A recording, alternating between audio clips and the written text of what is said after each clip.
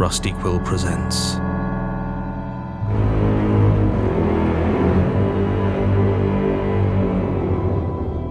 The Magnus Protocol.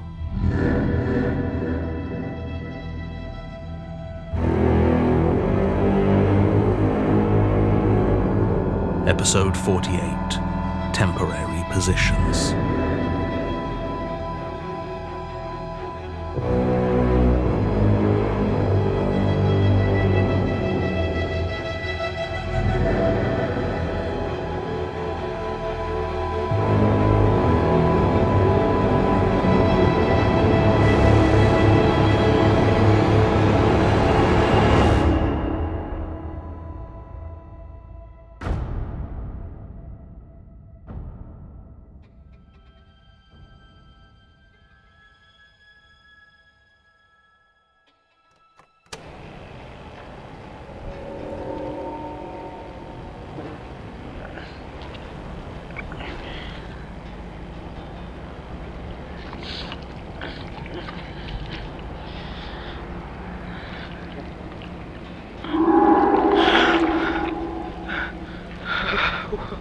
What? It's cold. Where? Oh no. How the hell did I get back here?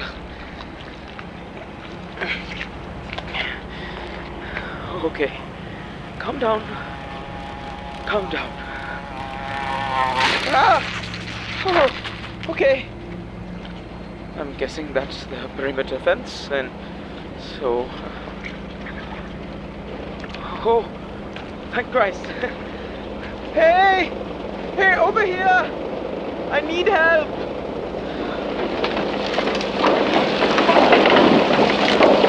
Oh, wow, I am glad to see you.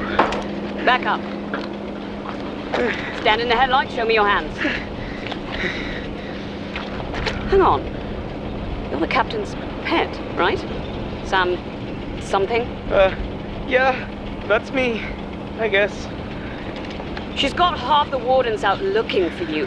What the hell are you doing here in your PJs? I have absolutely no idea. Sure. Well, get in. I'll take you back to base. Thank you. But you're the one who explains this to the captain.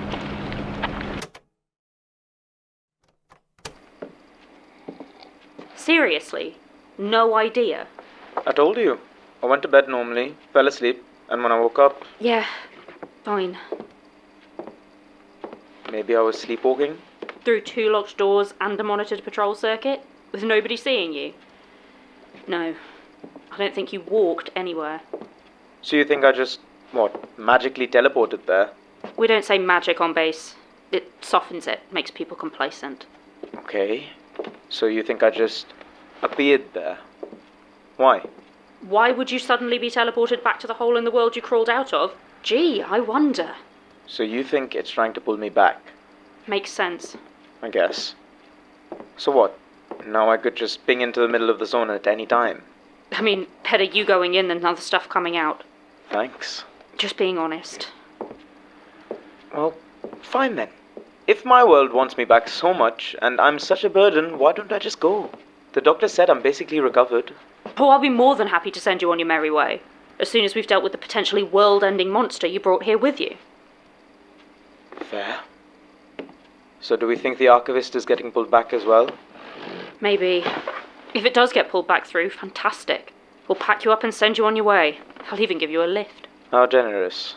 But I'm not counting on it. My luck isn't that good. For now, the best we can do is call up some reserves and add more patrols, just in case it turns up as suddenly as you did. Good idea. Honestly, though, I'd feel better dealing with it here on our terms. I'd rather have a corpse I can burn than just making it your problem and hoping it all works out. I understand. Although, that does remind me.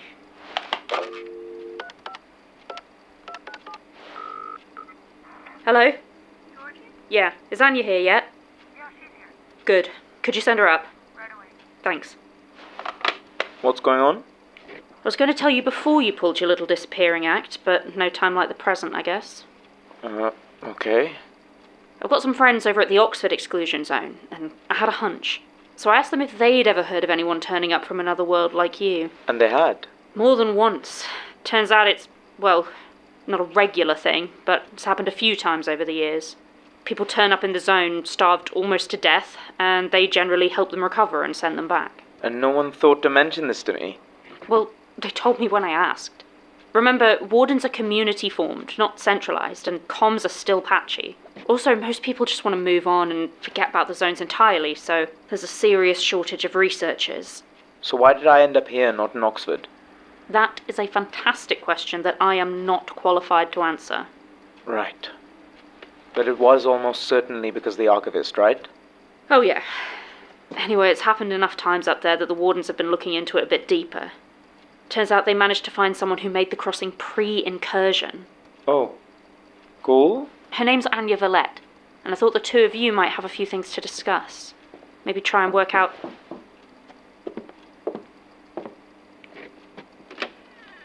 Miss Villette, thanks for coming. Glad to help. Are you the other traveller? Yeah. Sam. Hey. Anya? Good to meet you. You too. Well, I've got to write up this whole situation, so I'll leave you to talk. Let me know if you have any reality-shattering insights. Will do. So, Anya, what's your story? Short version or the long version? It's not like I've got anywhere I need to be. I was nobody. Still am, really. Used to work as a cleaner, now I help with construction. Never cleaned anything special or built anything important, and I'm happy with that. I've met important people and I've seen their work, and let me tell you, being nobody is better.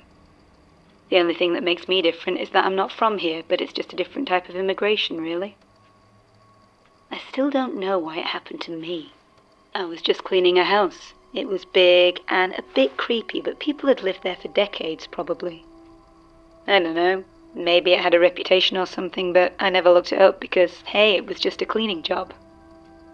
But I went down into a basement that wasn't supposed to be there. Things weren't weird, and when I woke up, I'd lost time, I'd lost weight, and I'd lost home. I went back to that house a bunch of times over the years, trying to see if I could go back, but it never worked. So, eventually, I settled down and made do. My parents never met in this world, so no need to worry about doubling up. It wasn't easy. I didn't exist on any government database, and I was constantly worried about being deported somewhere, but it never came to that. Gradually, I worked my way onto some official systems, email address, then a bank account, then a stable address. Any real investigation and it would have all fallen apart, but I stayed out of trouble, avoided stuff like credit checks, and it seemed fine. I got myself a job in a little cafe, managed to get a small friend group together. I even started dating. I had quite a nice little life built up by the time the world ended. Looks like you've been here a while, so I assume I don't need to explain the incursion? Great. They've explained how it worked? Everyone trapped in their own custom fear pocket? Well, I didn't have a domain of my own. I guess it's because of what happened to me, but who knows? The point is, stuff worked differently for me. I started trapped in a muddy ditch with maybe 2 others. And if you tried to escape, you couldn't help but slide back down, and there were long shards of broken glass hidden in the mud at the bottom, so that they cut into you when you weren't trying to get out. I remember when I first arrived, I was mostly just confused. Not just because the world had suddenly changed, but more because everybody else seemed to know exactly what they were meant to do. They all immediately turned on one another with horrible violence or terrified flight. But even now, I still have no idea what they were thinking. It still hurt, though, when the glass cut my legs or when someone tried to smother me in the muck. It all felt exactly as awful as you would think. Although, I never screamed as loudly as the others. My wounds were never so serious, and I always climbed the highest. I guess it was just a bit easier for me.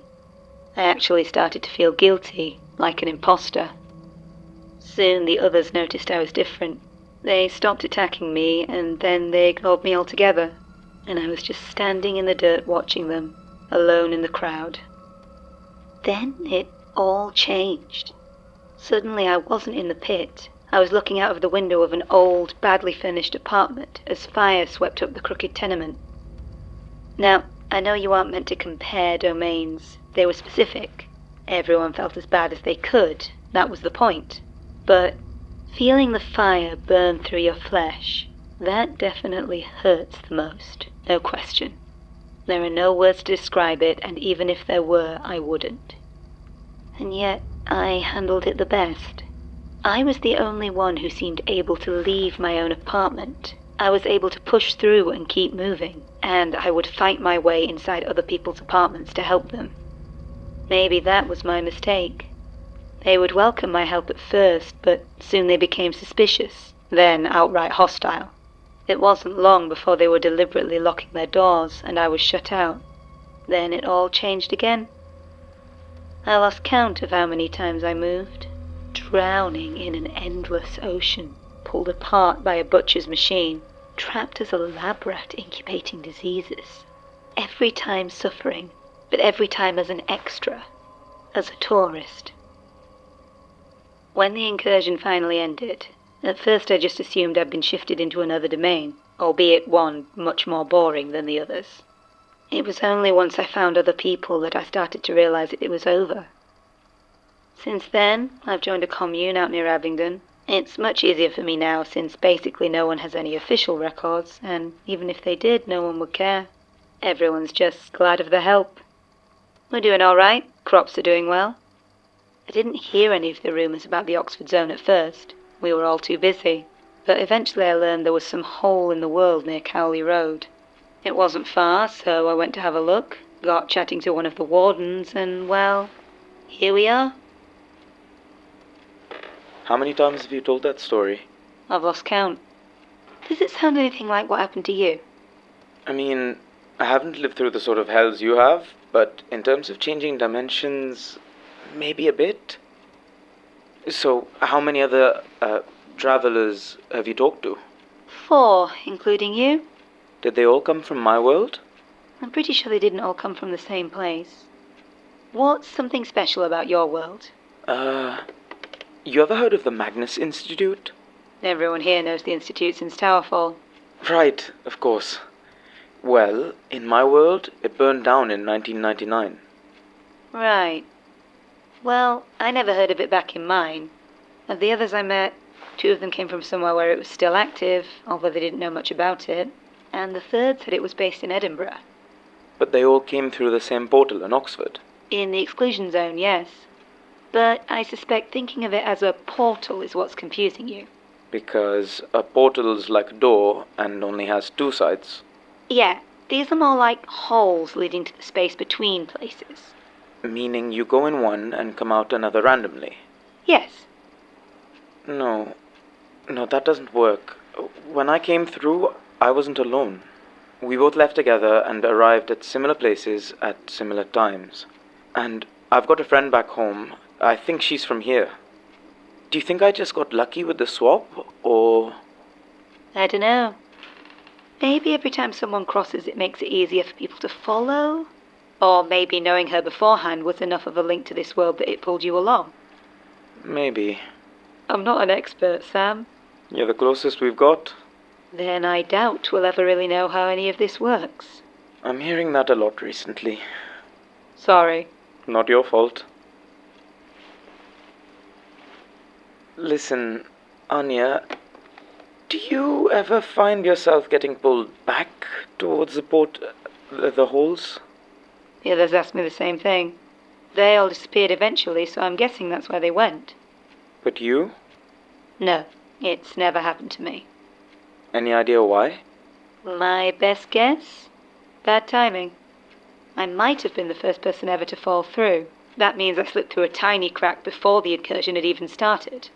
But now, that hole and a bunch of others are blown wide open. But you're still here. For now. Maybe the effect wears off and they were too weak when I first came here. Maybe the incursion changed me. Maybe my world's gone and there's nothing left to pull me back. I have no idea, and honestly, I don't think there's even a way to find out. I get it. Thanks, Anya. Sorry I couldn't be more help. No, you were, and I really appreciate it. Does Georgie know all this? I talked her through most of it on a call yesterday, but she's asked I report to her before I head home. Right. Good luck, Sam. I hope we get a chance to talk again before you go. Yeah, me too. Goodbye, Sam. Bye.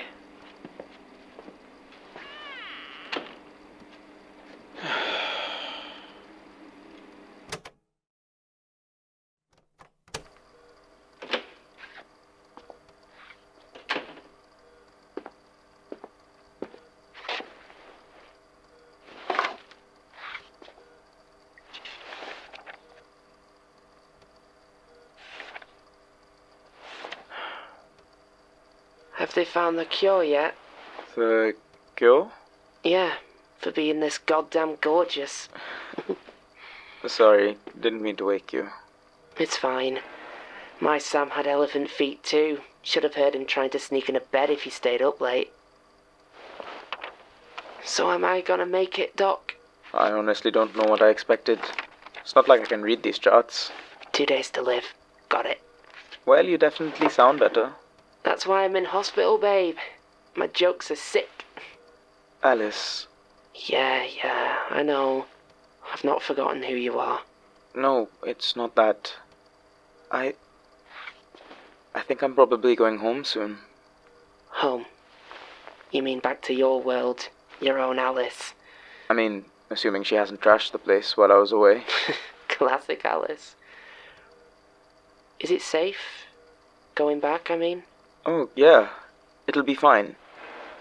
You've always been a shit liar, Sam. Sam, there you are. Hold on, Georgie. I'm just... No time. We've had a confirmed sighting of the archivist. Just crossed the edge of the zone, heading inwards. We're pursuing. Oh, okay. Yeah, let's go. Sam, wait! Alice? Don't chase it. Leave it to the wardens. It's their job. We're leaving.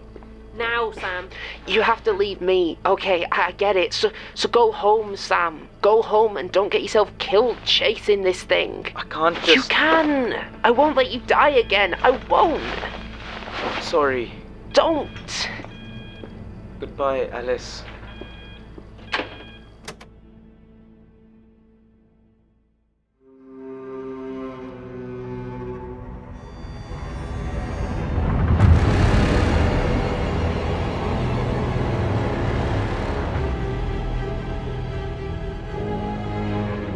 The Magnus Protocol is a podcast distributed by Rusty Quill and licensed under a Creative Commons Attribution Non-Commercial Share-alike 4.0 international license.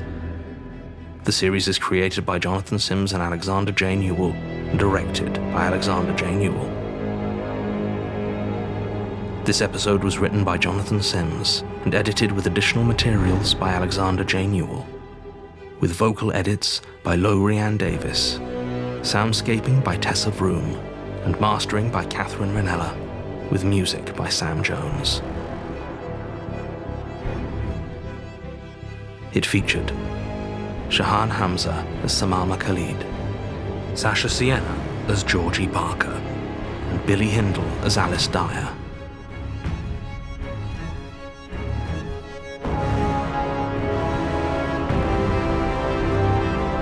The Magnus Protocol is produced by April Sumner, with executive producers Alexander J Newall, Dani McDonough, Linn C, and Samantha F.G. Hamilton, and associate producers Jordan L. Hawke, Taylor Michaels, Nicole Perlman, Cetius DeRaven, and Megan Nice. To subscribe, view associated materials, or join our Patreon, visit rustyquill.com. Rate and review us online, tweet us at The Rusty Quill, visit us on Facebook, or email us at mail@rustyquill.com. Thanks for listening.